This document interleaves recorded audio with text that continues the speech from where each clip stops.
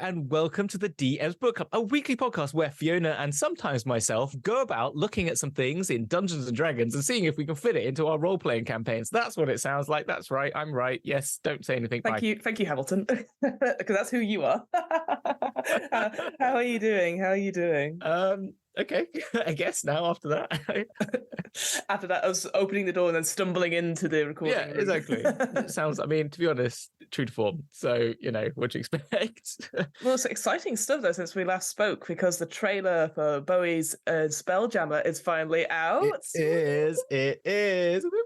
Yeah, I'm very excited to have that out there. It's been over a year since we started recording it. It's been exciting. 18 months since I started talking to people about it. Well, yeah, near enough, because it was all about May time. We started sort of discussing what we were going to do, and then it started recording end of July, beginning of August. So yeah, and we finished in March this year, so it did take a while to get around to finishing it. But yeah, it's edited in October, I think the week of the 16th. I'm terrible with actual dates, but it's that week I am planning to release the first episode. I've had a look through it again. It's one of those things that will be last minute when I decide to cut the first episode into two. I can't make the decision. I'm like, should it be here or there? And I'll probably get to the day before and just flip a coin and go, it's that one. Then it'll be done. It'll be done. And that'll be it. And we'll go from there. But I'm really excited to show it off. I've got lots of artwork that I'm going to start sharing this week. But I've just been doing lots of things. And it's just like, I don't want to bombard people with like things. It's like, oh, I've got a new Tale of Four Gangers. Oh, by the way, there's Bowies. Oh, by the way, here's some art for Bowies. Oh, here's some Warhammer I'm doing. And it's a bit like, I'm trying to figure out a schedule, but also it's just the death of Twitter has thrown me completely. Yeah. Because I'm like, where do I put things? Do I go to all my socials and just blast everything everywhere? Like Bowie's, I'm like, the first reveal, I'm like, great. But then now I'm like, I'm liking where Instagram is-ish at the moment, but I don't like how little the interaction is compared to Twitter used to be. But now Twitter's just like, hello. Always in places like Mastodon and Blue Sky. Yeah, and everyone's like, see me on Blue Sky, see me on Mastodon, see me on Threads. And I'm like, at least with Threads, it's connected to my Instagram. And I'm just like, you know what?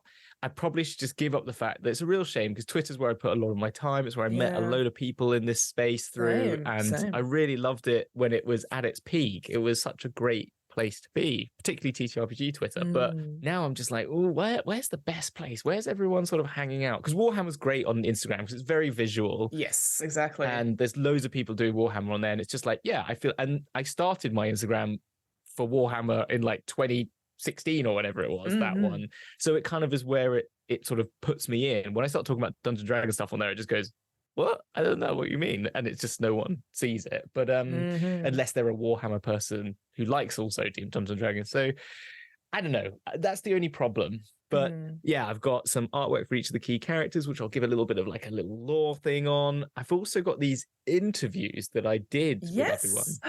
But the problem with them is that they are very much like spoiler heavy. So I need to just that's a good point. I might be taking little snippets from them as teaser. And then... Because the initial questions I asked was very much like, describe Jareth or describe Major Tom. And so maybe I just might put those little bits out there. I think that would be a nice little, because you don't want to put the full thing out with the spoilers and stuff.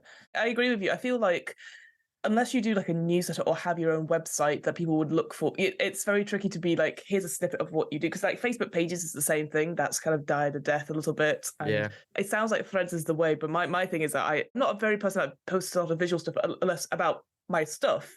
It's more about me, the person. And I don't know if I want people to follow that. So I might just... Twitter, I'll just chuck it on there, but I think I'm just going to push to Threads. I think it just seems like the one I just need to dive into and just... Because I really got into... Was it Mastodon? I think it was Mastodon for a bit. And I was like, Hive? Was it Hive kind of... Oh, Hive. Sorry, that's what I mean. Hive, which was great at the beginning. And then, I don't know, it just didn't... It's tricky. I think it's all these other social media platforms, unless they do something incredible. Like, because I remember when Vine... remember when Vine was such a big thing. And then now that's changed to obviously like... Well, TikTok took it, didn't TikTok it, really? And all that sort of thing. Yeah. So I just don't see Blue Sky taking off because of the complication to get on it. And I can't see... Mastodon seems to have just disappeared again because that was complicated to get on it. So I think like Threads, just because it's integration and owned by Meta, I can't imagine it not being the one that takes off. And I'm seeing more and more people going on it. And I know I need to go on TikTok, but I feel like unless you and I suddenly get really into making short, sharp video content, which I take ages to do anyway. I think you're more likely than I am, and it picks. You've done it before. It picks up quite quickly for you. It does. You just need to be consistent with it, and it's just like, again, do I need an account? Like, I can't. Do I have an account for me that does all this random stuff? I do too many. I need one for D&D and one for Warhammer, so it becomes a bit complicated. So I don't know. Anyway, enough on that, I guess. What about you? You've done the Alien. I've done the Alien. It is officially done. Which twice now. You've done it twice. Oof, dead on the side. I've already pitched for season 3, which is good. Award nominated Alien. I think the second season I really enjoyed it. Yeah. I wish we had more sessions, because I think I did the thing which happened to me when I played through it. We went right into the big mystery thing. We took ages in the first act, which is fine because obviously you want to find out more. And then we didn't have enough time for Act 2 and 3. And that kind of sucked, I think, because I bet they would have really enjoyed dealing with Act 2, because as soon as you get into Act 1, there's minor spoilers for Destroy Worlds. You're trying to find these missing Marines, and then you obviously you find them all eventually completely changed and dead or whatever, and then suddenly there's a big attack on the planet and you have to get out, and that's Acts 2 and 3. And which sounds that's the really interesting bit, really. I mean, you get the mystery bit at the beginning, but it is that the up the ante. Not only have you got Alien, like creepy, which is sort of Act 1 is very much, from what I've seen of it, is very much like your typical Alien, like investigatory, slowly something's going wrong. The last one is like, oh, shit's hell, broken loose, go, and that's more Aliens, and exactly. A bit more, and I kind of felt sorry for them, because the final session, they'd only just got to the base. And if I will say, kudos to Andrew E.C. Gasker in the scenario. There is so much to it, but of course it's death everywhere. So one step wrong and you die. So you're never going to get into the climate core, which has all these really interesting things. And I think as well, I didn't realize how much lore stuff is in it. Like, if you there's Weyland-Yutani and there's UPP. So I'm having to remind the players every time, like, okay, UPP are bad. The insurgents, they're going to dislike you because you're United Americans. And there's no problem with that, because I get it. You're getting into a game. This is us demonstrating the game.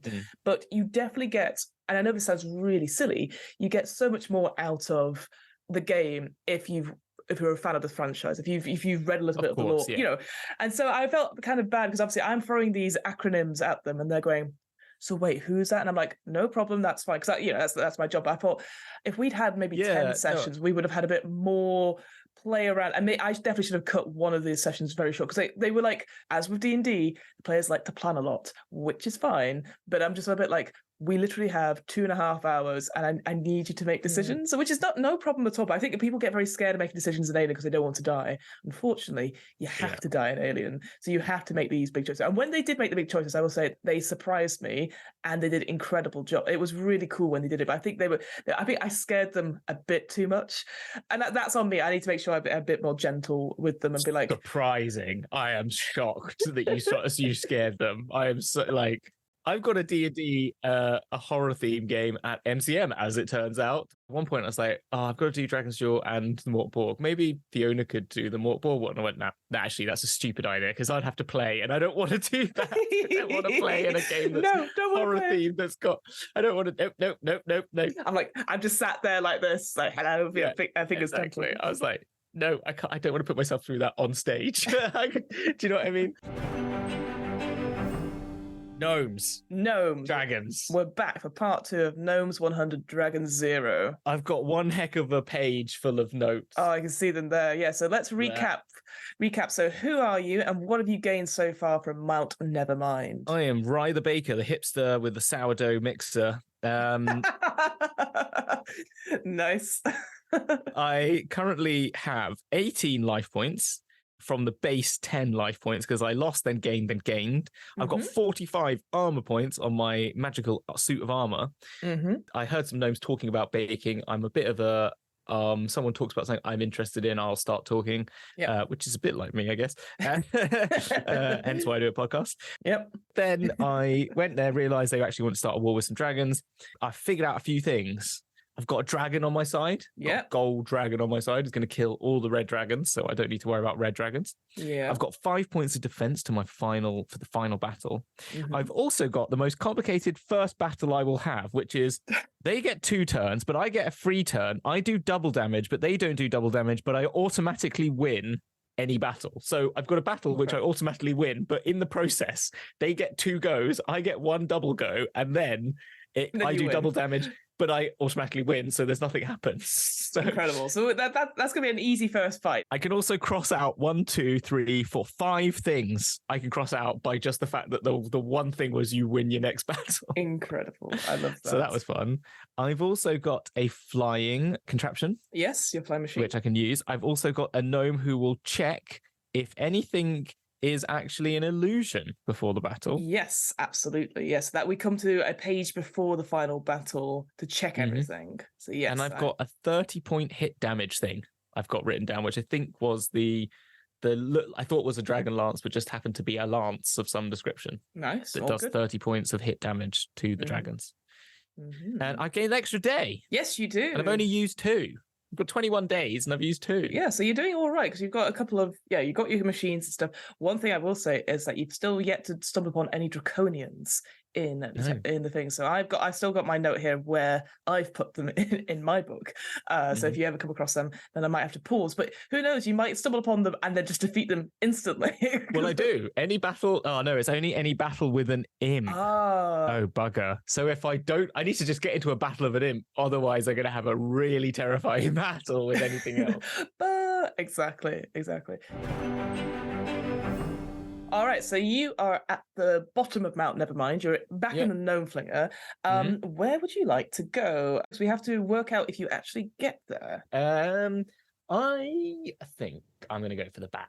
I'm going to go for the bat. The bat, she says, having a look. Where is the bat? So I think it's called the catapult. Yes, it is. So it's on the second highest, and it's the one in the middle. I'm on 2 to 4, days 2 to 4 now. So... Yes, so it's a 5 to 12 you need to get between those. I got a 4.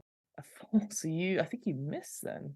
Yeah. You missed your target and go 1 level lower and 1 entrance to the right. So you go to the third highest. You go to the armory. Hey, it's a pretty good choice, to be honest. So that's probably a good choice after all. So that's 76, page 76. So I like the idea that you go, yes, the bakery, and they just go, they turn you around. You go, oh no! Stepping out of the passageway, you discover yourself in a huge chamber that thunders with the roar of heavy machines. You recognize giant projectiles, throwers of various types, probably like the one you've been thrown here to. You've certainly seen armor before, though you don't see any powered armor like you're wearing. But what the thundering stuff that moves in massive stateliness is, you have no idea. There are several gnomes walking around the chamber, completely absorbed in what they are doing. They ignore you completely, but an imp wanders nonchalantly towards you. You know it's challenging you in some unspoken way. Will you fight the imp, talk to it if you have something you think it ought to know, or just ignore it and get on investigating the things in the room? You're certain these things could be helpful in the final battle.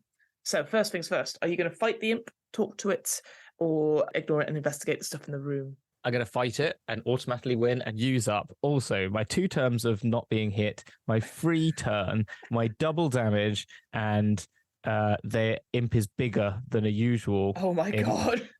But I beat it. All right, so we'll go to 121I anyway and see what it says. Whenever you're fighting an imp, use generic imp at the top of the combat table. It will serve for all fights unless a text state otherwise. You have decided to take on the imp in this area. The creature is small, but you've heard legends of its magical powers of destruction. You can also see a barbed tail covered in some sort of green goo. Your mind races over the battle choices as you pick up what hope you have. So you've got a choice. You can rush in swinging, trying to crush the imp with your power punch, stand back and start throwing whatever is to hand to try to knock the small creature out. Try shouting, waving your powered armor suit arms to scare it out of the area. Catch or at least shoo the imp away with the help of the gnomes with or and near you. I'm going to go with knock it out. 113H. 113H. You begin throwing rocks and unknown machines at the imp, and to begin with, it works great. You only do 3 life points of damage per hit, but you don't have to worry about the poison tail. The imp does try to hit you, but you can usually duck the tail. Every time the imp hits, subtract the normal damage, and if it does, roll the die. On a 11 to 12, you turn to 1 to 5E. On lower rolls, just continue the battle. I assume because I automatically win, we go to 125E, right? I assume so as well. Because I've gone to 125E and it just says you continue the battle if you live. Okay. Continue the battle. So I guess I just win until I've beaten I keep rolling until I hit it, but I've automatically won. So we just go back to the beginning of where we were then. 76. Yes. Yeah, so that's it. I've just won. Yay! All right, so yeah, imp done, and you've got rid of all those fun things as a result. So when you're free to explore the chamber, you may investigate the cannons, the crossbow in the center, the tanks at the back, the knights in the armor, guns at the lower left, draconian statues, tunnel at the back right, tunnel at the back center, and tunnel at the back left. Tanks? I want a steam tank. Have you seen the image on the next page, though? Yeah, I so want tanks. Yeah, that tank looks good. All right, so tanks at the back is 96B. If you killed or sent away the imp, turn to 154B. We killed the imp. I killed it, yeah. Yeah. So 154B. I presume that imp would come and annoy you if you hadn't done it. 154B. You wonder if you imagine things when you enter this armory chamber. Did you really see big trundling machines at the far end? If so, they're gone now. Oh. Useful. Return to 76. That's annoying. All right, I'm going to go for cannons. So cannons is on 59J. What a bloody tank waster. Maybe that imp would have done something, perhaps. Yeah. You marvel at the ingenuity the gnomes use to create different kinds of cannon-like projectile weapons. Chunk throwers, the head gnome engineer calls them. He's been working on such devices all his life and has finally achieved an amazing reliability of approximately 26.52%. You mean that you can only hit your target 1/4 of the time? Oh no, there's only 1 in 4 chance that the device will explode when you ignite it. Before you get a chance to react to that bit of news, he goes on. Hey, I know why you're here, and one of these things can really help in the battle. Why don't you test one out? Of course, there's only one working right now, but you really ought to try it. If you agree to test one chunk thrower that works, anticipating that you'll get a very helpful device for the final battle, turn to 46D. If not, you thank the gnome who turns away disgruntled at your lack of interest and return to 76. Yeah, I'm doing it. Why not? The gnomish engineer shows you how to aim the thrower at a clear space in the back of the cavernous chamber. Then he loads it with a chunk, in quotation marks. Roll the die. If you get a 1 to 3, turn to 100G. If you get a 4 to 12, turn to 71I. So you got a 1 in 4 chance, I think. I got a 1. A 1? Oh, 100G. I don't know if that's good or bad. I think it's a good thing, because everything else, I think that's a 1 in 4 chance of it working, right? That's how I would see it. Following the engineer's directions, you aim the machine and press the red button. Duck! Screams the gnome, and all the other gnomes in the chamber fall instantly to the floor, hands over their ears. With a vast roar and a spurt of flame, the chunk sails from the device and strikes a large piece of rock hanging at the back of the chamber. A huge chunk of ceiling falls, making a cloud of dust. Wow. I'll take it. The chunk thrower will add 5 points to your offense in the final battle, if it works. Before using this item in battle, turn to 98J. For now, you gleefully return to 76. Right, sweet. I'm getting all the gear.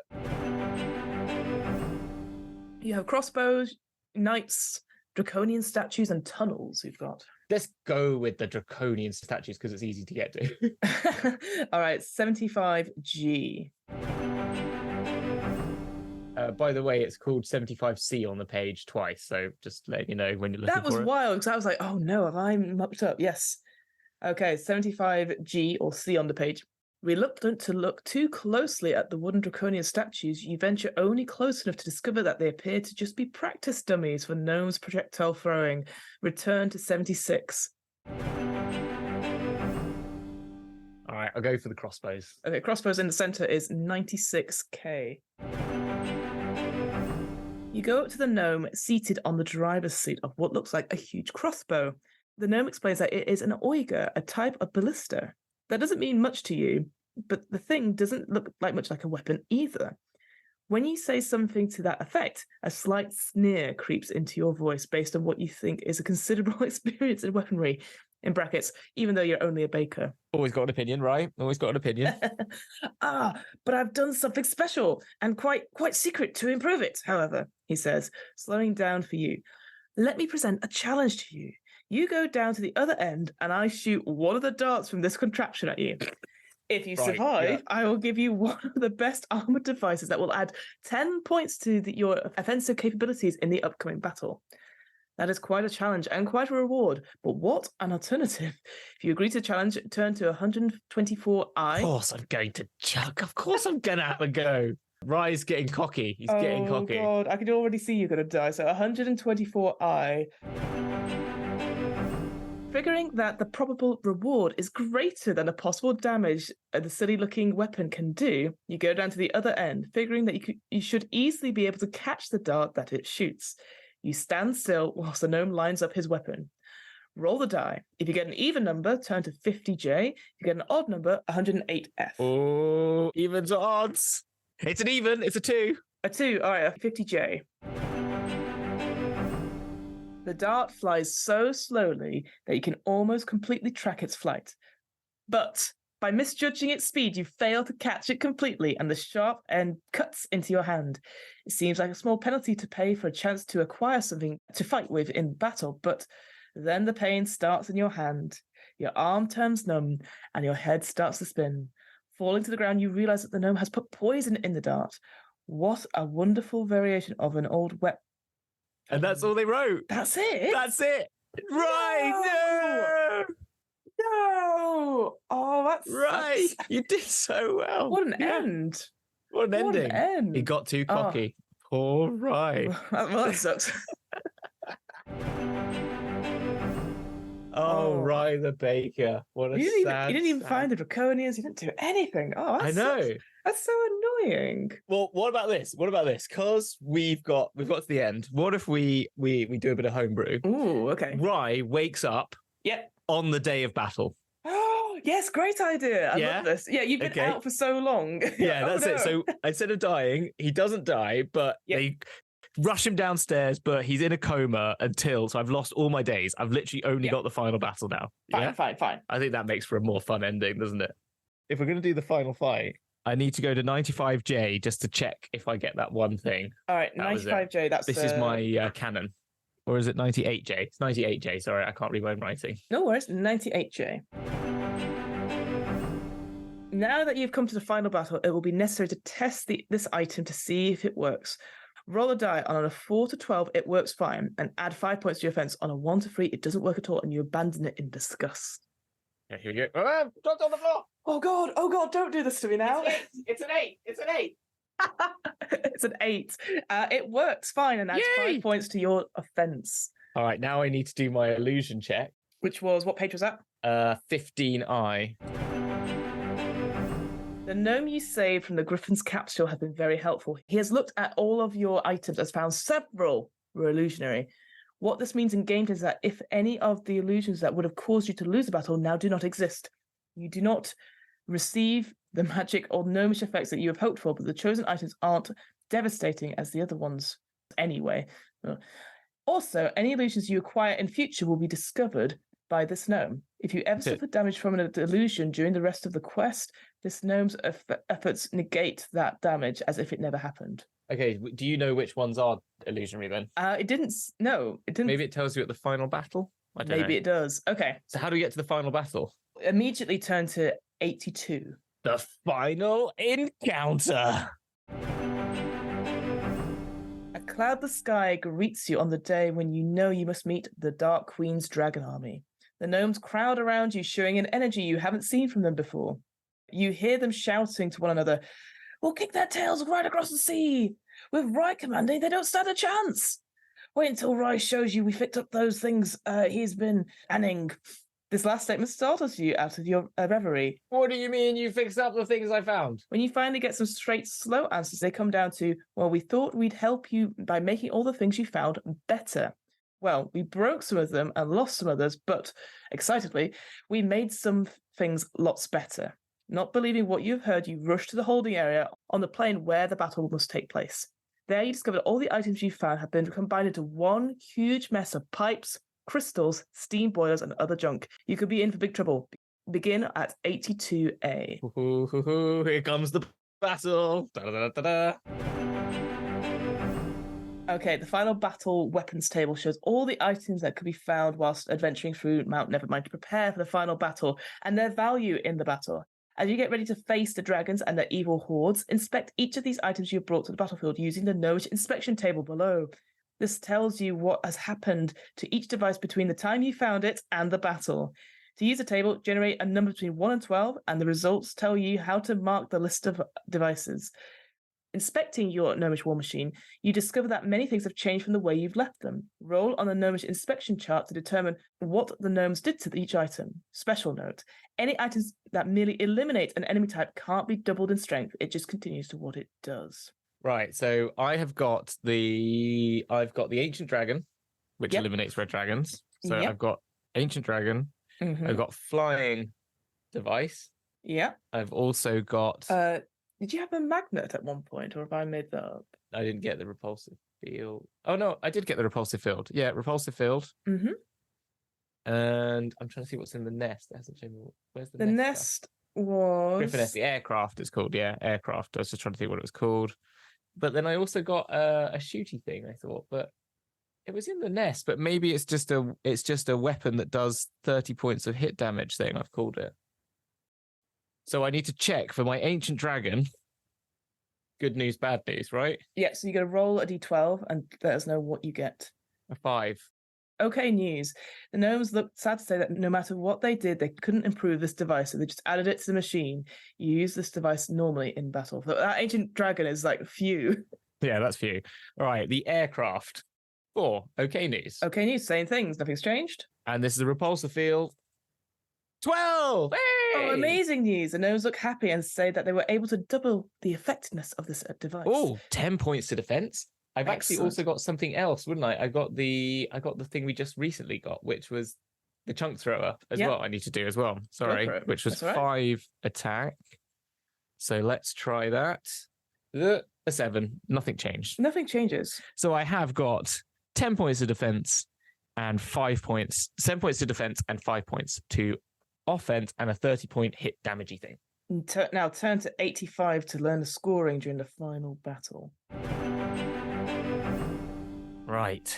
My gnomish party has a total of 100 life points. I have a total of 45 armor points and 18 life points myself. I have got a plus 10 to defense and I got a plus 5 to offense and a 30 hit point thing. My gnomish war machine hits on a roll of 8 or less. That's not bad. The dragon army has a total of 200 life points. But because it's general can't figure out your battle plan or even what you're using against them, they hit on rolls of 7 or less. Use the final weapons table. Total the offensive numbers only for those items you obtained and which survived, and add 10 points to the total. This is your offensive score. So I've got 15 points offensive total then, because I add 10 to the 5. Yep. And using the Dracon arrival table, cross out all the creature types and their offensive and defensive numbers that your gnomish devices, equipment, and allies eliminated. Add up the remaining offensive numbers for an offensive score. Okay, so let's do that. So where's it's on page 82. Is at the bottom, I think. Crap, there's lots, because all I eliminate is red dragons. Oh, but the red dragons has the highest defense. They had 40. Yeah, but my offense is 15. They have got 17 plus 13 plus 15 plus 14 plus 6. I'm going to do this on my phone. Yep. Plus 15. 202 offense. And defense is 14 plus 11 plus 12 plus 11 plus 13 plus 18 plus 15 plus 16 plus 13 plus 14 plus 11 plus 14. 162 defense. Right. That is all I get. Okay. Generate a number between 1 and 12 every time you or your enemies attack. If the dragon army hits your army, subtract your defense score from the dragon army's offensive score. This is the amount of damage done. Subtract it from your army's life points.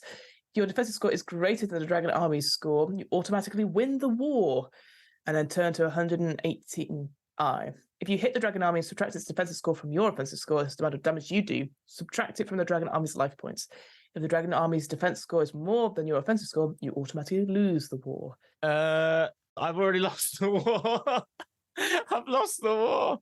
Yeah, I think so. I don't think there's any way you could win, to be honest with you. There's no way, unless you've got like so many bloody machines. So many bloody machines. That is ridiculous. Yeah, and you eliminated loads of their things. Yeah, well, so I'd like to roll to see if I hit. I think, go and roll. All right, under 8. Nope, I didn't hit. Let's see if they hit. Oh, I've rolled 2 10s. They didn't hit. Okay, it's my turn. A 2. Do you hit? And they win the war. Yeah, they win the war. Because I literally do minus 140 points. The battle begins. Your war machine moves out onto the field, and the dragons can't believe their eyes. You take advantage of this by successfully striking once with your war machine before the dragons can even prepare. From then on, you take a turn, and the dragons take a turn in battle until one or the other side wins. Good luck. So I think the machine comes out, and they're like, "What the fuck?" And then it just throws, and it like mud or something, and it doesn't hit. And then it just goes, "Wait a minute," and they just all attack. All right. Ends the same way that he nearly ended earlier. Oh no, page 86J. Your efforts have not been enough. The evil hordes of the Dragon Queen cannot be stopped, at least not here at Mount Nevermind. As a poisoned sword enters your body, you're almost glad you won't be able to hear the sounds of Mount Nevermind dying. Oh dear. Well, I'm going to be fair here, right? The stupid gnomes decided to put their faith in a baker called Rye, and he was way out of his league. It's not they're not poor gnomes. That's unfair to them. I just think they shouldn't have put their faith in poor Rye. Rye was he wanted to just work in a bakery. He thought he was going to get a job doing this, and it was way beyond his ken. I feel like the odds are already stacked against you anyway. That you have to go find all these machines, and then the gnomes are like, "I'll do," goading you into an attack. Exactly. Oh well, there you go. Well, there you go. That's gnomes 100, dragons 0. So yeah, that's our first playthrough. More like dragons 100, gnomes minus 140. Yeah. Oh, poor Rye. Poor Rye. My only thing is that there's, I guess, obviously us playing it together. For a podcast, it's different to like you playing it alone. But I can imagine you losing hours to just trying to work out what you've got and stuff. And that's probably makes sense. It would be very appealing for those people who like making and min-maxing and all that sort of thing. So I can imagine, like, obviously we're working together, we're doing this quite quickly for entertainment purposes. But like, I just like, oh god, I'd be like, you know what, I'm going to come back to this Mount Nevermind at some point. Yeah, exactly. Come up with stuff. But I think it's got some interesting things there. I like some of the writing. I just wish the typos weren't so obvious. Maybe that's just me. You know what is kind of interesting about it is I always thought I'd enjoy like a really dense choose your own adventure. And I think it is part of me, like, I'm like, oh, it's interesting. And it's actually quite good because it would take a long, like we've done an hour and 40 minutes of playing this, or maybe even more, maybe nearly like 2 hours of playing this. And we did 2.5 days and the final battle.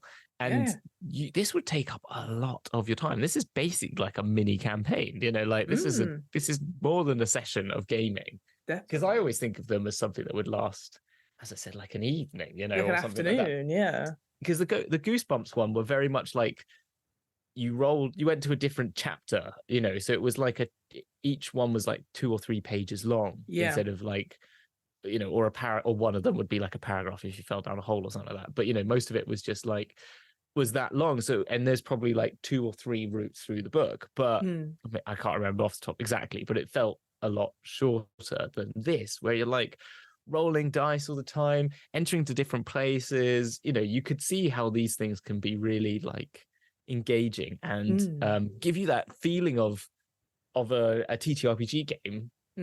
Solo adventure. It's great. I think my only thing is I don't like those sort of quasi fake ones. We go, are you sure? If you're sure, keep going to this. And you're like, of course, I've made the choice. Don't. I guess it's supposed to be like DM, like, do you want to do this? That sort of thing. But I'm like, don't give me 2 lines of like, or the ones that are like, oh, they don't exist anymore. Then better go back to your set. I'm like, oh, come on. Like, that tank thing was really a waste of because it takes a long time to get to each page and stuff like that. Yeah, I mean, to be fair, I used what you did last time, which was actually searching for the page now, and that was so much quicker. It's so much easier, isn't it? But I guess because obviously that one, it was like, oh well, have you defeated the imp or not? So I assume it might have still been there if the imp was still there for whatever reason. But even so, maybe. When I did Dark Tower, which is the Mork Borg solo play, I'm checking that is what it's called. Yeah, I've got it on my shelf.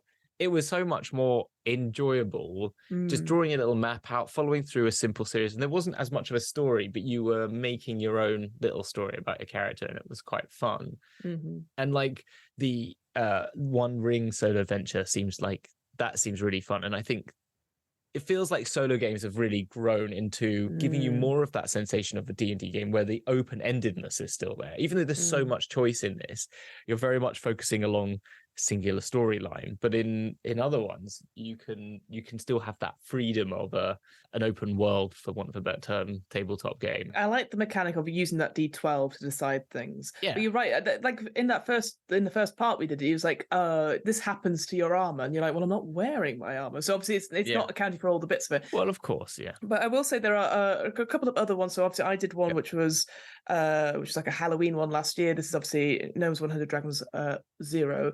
But there are two other ones that I found from the Catacombs. There's Fairy Mound of Dragonkind, which I think is very similar to this. It's one of the first ones that came out. And then one which is called The Final Bug, which is more of a sci-fi one, I believe. Oh. Yeah, The Final Bug, a solo operations casebook. It looks a little bit like Paranoia in places, but it's from the same thing. So maybe at some point we'll have a look through those as well. I would definitely like to try one again. I think, you just think though, if we were doing this, like you couldn't get through one in 2 episodes. You'd have to keep going for months, it feels like. So yeah, it'd be interesting to see if there was one that was like more contained or more like a shorter one or something.